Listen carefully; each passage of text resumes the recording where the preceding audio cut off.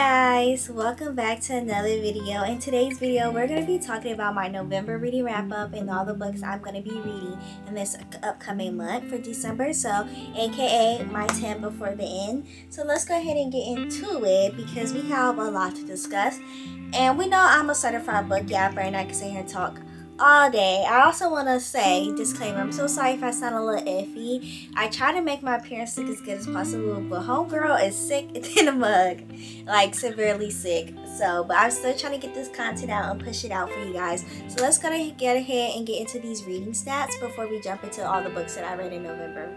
Let's go ahead and get started into this reading stats because I ended up reading 11 books this month, but I attempted to read 13, which means I completed 11 but not completed 2. And those 2 books that I'm still working on that I haven't finished in November is Binding 13 by Chloe Walsh and Sky Shade by Alex Asher, which is the 3rd book in the Light Lark series. But overall, I ended up reading 11 books, and that included 3 romances, 6 fantasies, 1 thriller, 1 historical fiction, and I'm reading 4,431 pages, and my average rating for the month of November was 4 stars. So let's talk and get to the nitty-gritty about all the books that I read in November. So the first book I ended up reading was on my Kindle through Libby, and that was Curvy Girl Summer by Danielle Allen. I gave that book 4 stars. It is a romance book, and I really enjoyed the story so much. It's also a debut author, and it's also a Black author as well. But we followed the story between the FMC and the MC, where she's basically on this journey. She's turning 30, and she feels like she needs to have her life put together because, you know, her sister died. So we're dealing with trauma, fat phobia, romance, fostering proper romance and connections, which I really enjoyed. I would say the story did start off really slow, with so much of a slow burn, but once we got into the story, your girl was hooked and I was absolutely enjoying it, and I cannot wait for the second book to come out in 2025 so I can read it because Danielle Allen did her big one with this, and I just really love the book. I really enjoyed it so freaking much, and just having that positive output, you know, because like turning 30 is such a big and humongous number, such a huge milestone, and for some people that embarks them on a new journey, and for some people it feels like they're closing another chapter and they didn't get to finish the things that they wanted to do. So yeah, I really enjoyed that. Alrighty, the next book I ended up reading was Two Twisted Crowns by Rachel Gillick. This is the second book in the, what's the series called? I always forget. The Shepherd King series. I ended up giving this book 3 stars. I did not enjoy the first book. I gave that 2 stars, but I enjoyed the ending. So I was really excited to jump in here and figure out how the story was going to end. This is a fantasy. I really enjoyed it. I thought she was good, but I just personally think this fantasy series wasn't for me. Although I enjoyed the story and the plot a lot more. I felt like it was a lot more dynamic in comparison to the first book. I still wasn't as hooked as I would have preferred and would have liked to been. So for me, I was like, okay, the series is decent, but overall, like, I'm excited to see what else Rachel Gillick has to offer, because I just think just overall the Shepherd King series might have not been for me, and that's okay. And then I jumped into one of my favorite authors, but I read Not in Love by Ali Hazelwood. I ended up giving this book 5 stars, and this is a romance. We end up following Rue and Eli, who end up meeting accidentally on a dating app. Supposed to be a one-night stand. Things don't happen the way it's supposed to, but it turns out that Eli bought part of her company where she works at, and then they have to decide how they're going to work their relationship because it's basically like, what is it called? I cannot think of what it's called because I'm always blinking when I'm filming, but it's just like love at first sight, kind of like head over heels kind of thing, and that's exactly what we got in this story. But this is definitely one of Ali Hazelwood's more spicier STEM romances, which I actually enjoyed because I thought how the spice was talked about was really good, and it's also one of her books that discuss in more detail about deeper themes of grief and things like that, which I also really enjoyed. But overall, I thought the story was phenomenal, and I was hooked from beginning to end, and I could not put this book down. Alrighty, and next I did my monthly TBR series Takedown, which is basically where I read a series a month. And for the month of November, we did the Once Upon a Broken Heart series. I have a whole full reading vlog, so I'm not going to go too in depth about these books, but if you want to see more about these books in context, you can check out that reading vlog. But we end up reading Once Upon a Broken Heart, which I gave 4 stars. This whole series is also YA fantasy. We're following the story of Jax and Evangeline, and Evangeline's basically trying to get her happy ever after, which is gifted to her through Jax. And then we move on to the Ballad of Never After in the story, where Evangeline's like, I don't like Jax anymore, I don't want to work with you, but then things don't go out the way Evangeline wants, so she has to turn to Jax again for help, and we end up following that story. Again, gave it 4 stars. She was cute. Definitely the longest book I think in the series. I really enjoyed this book a lot more than Once Upon a Broken Heart. Still fast paced. This book is also very much fast paced. It was good. I was entertained. I was having a good time. And then we ended off the stories following Jax and Evangeline and Apollo. In this story, we have dual POVs. The first 2 books were just one POV, but in this we're following Evangeline and basically how she's trying to fix her life and get her memories back and figure out who was Evangeline after having her memories wiped. And we're just following the story. The story is also 4 stars as well. It's definitely a lot more slower paced and doesn't have as much as like a big like magic scene in comparison to all the other books.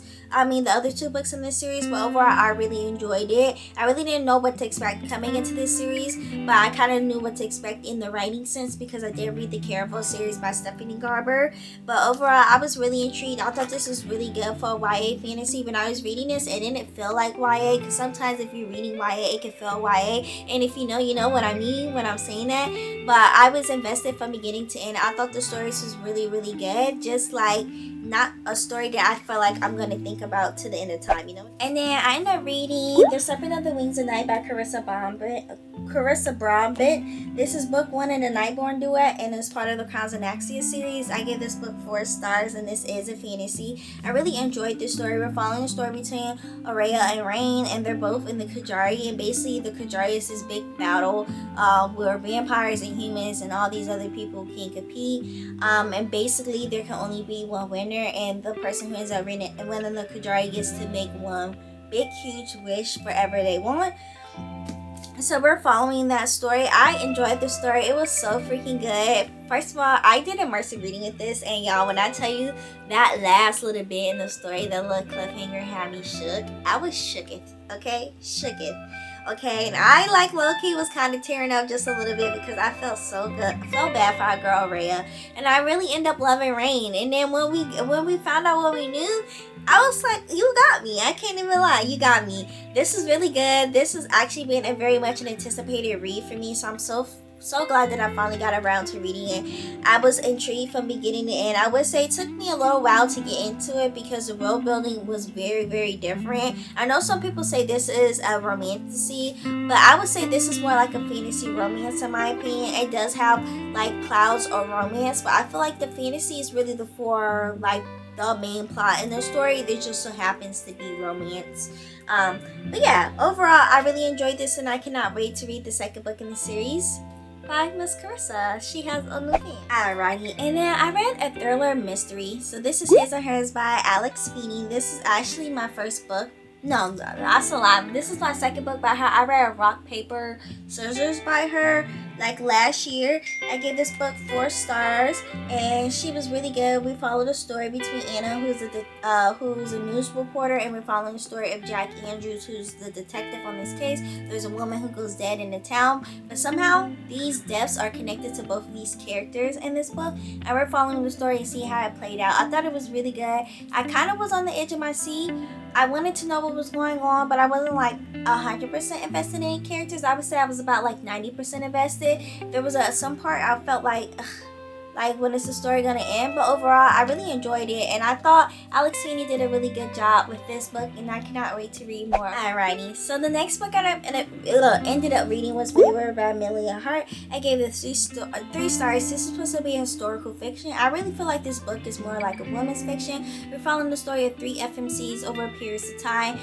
Kate is 2019, Atha 1619, and Violet is 1942, and we're basically following the story of nature and women surviving abuse by men. We're following the story of, you know, violence against women, and we're following misogyny and all those things like that. I thought the story is beautifully done. I love the plot, the pacing, everything, the characters about this book. I really enjoyed it. I really, really, truly did. But I was not invested in nothing in this book.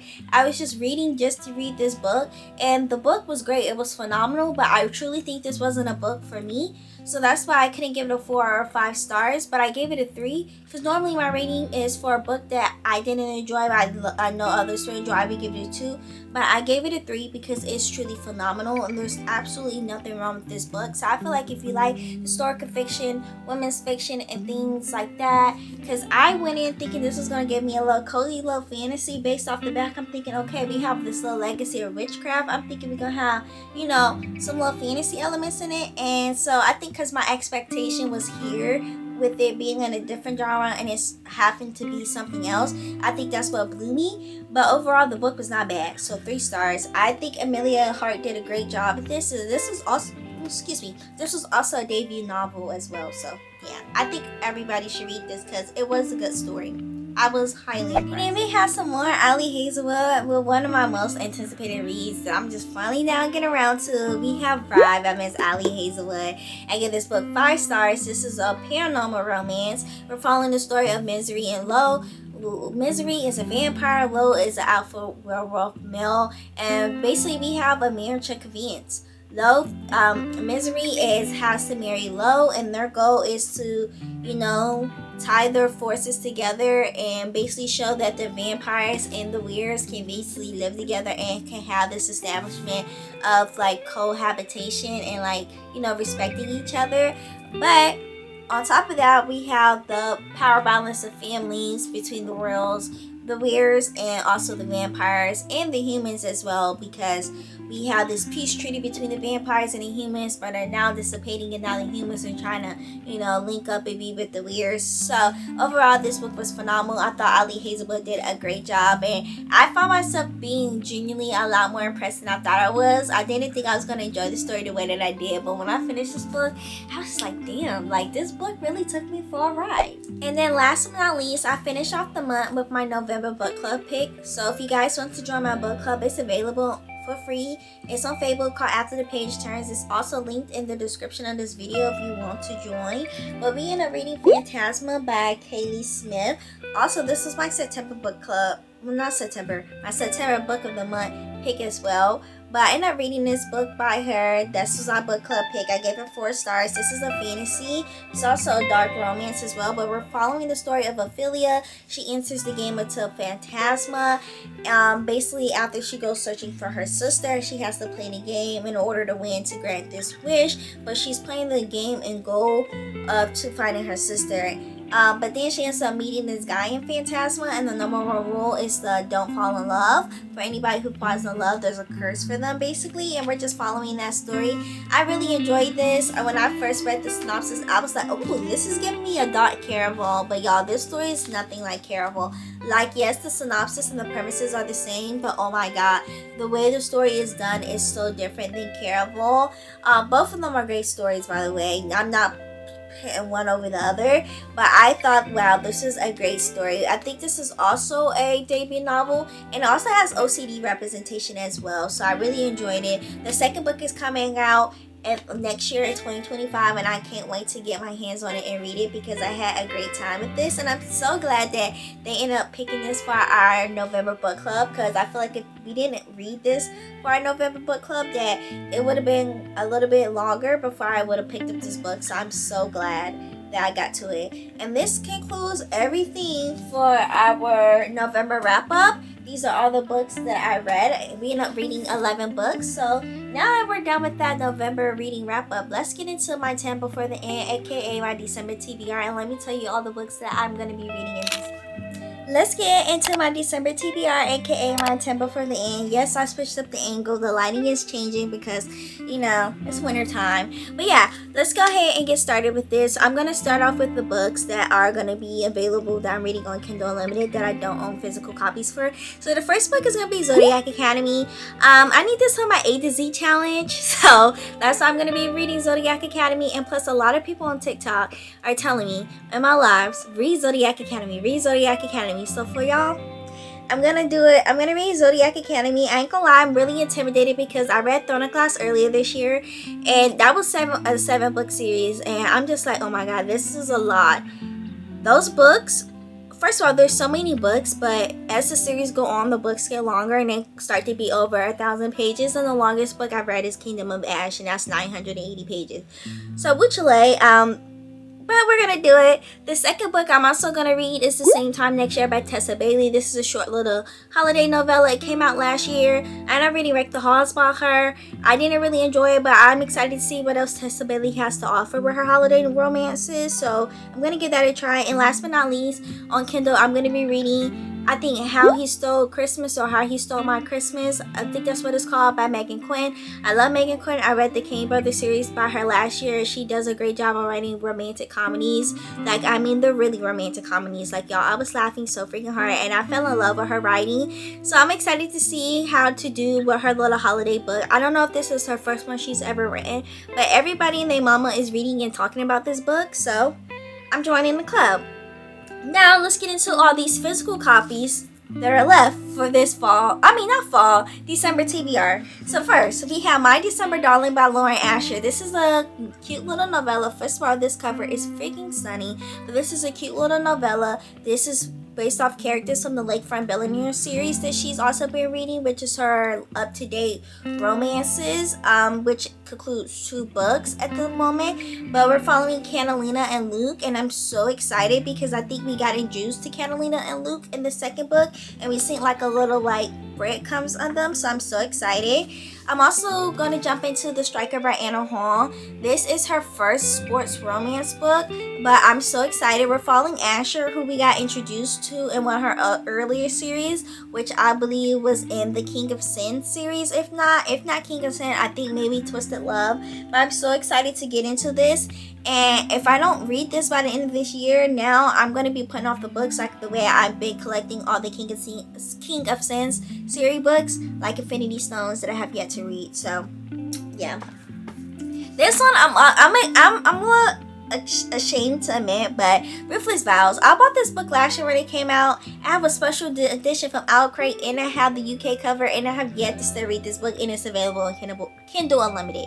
But I'm excited to finally jump into this book, because if I don't read this book now, I have a good feeling that I'm never going to read this book and end up picking it up. So this is me forcing myself to read and figure out what happened at the end of Divine Rivals and jump right into it.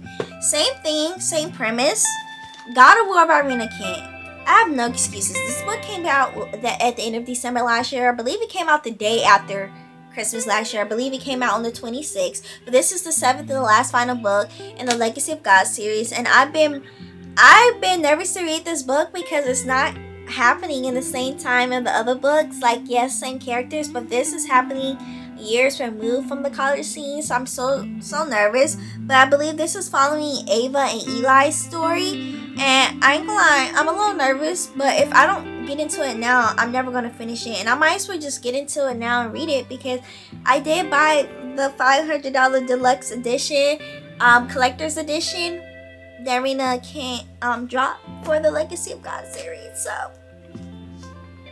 yeah, and we're not going to talk about it. We listen and we don't judge. Moving on. Lights Out by Nevessa Allen. I picked this book up like a couple months ago, but I picked this book up before everyone was talking about it on TikTok, and now I have to read it now, and I'm so excited. I need to do dark romance up here, and I heard she's real dark, so I'm excited to get into her. I heard it's kind of like Butcher and Blackbird vibes, like a little bit deranged, but a lot more deranged than Butcher and Blackbird. So I'm excited. And then last but not least, We have more Stephanie Garber. This is the Spectacular. This is a Caravel novella, holiday novella, and it's illustrated. And I'm so excited to jump into it because I love the world of Caravel. I love the world of Stephanie Garber. Stephanie Garber just does a great job at writing. So I cannot wait to actually get into this story and read it because, yeah, I mean, why not? And that's everything that I have. So if you guys have stayed to this video thus far, thank you so much. I love you guys all the way to the moon and back. Also, comment down below, tell me what books you're going to be reading in December and what books you're excited to complete before the year is actually over.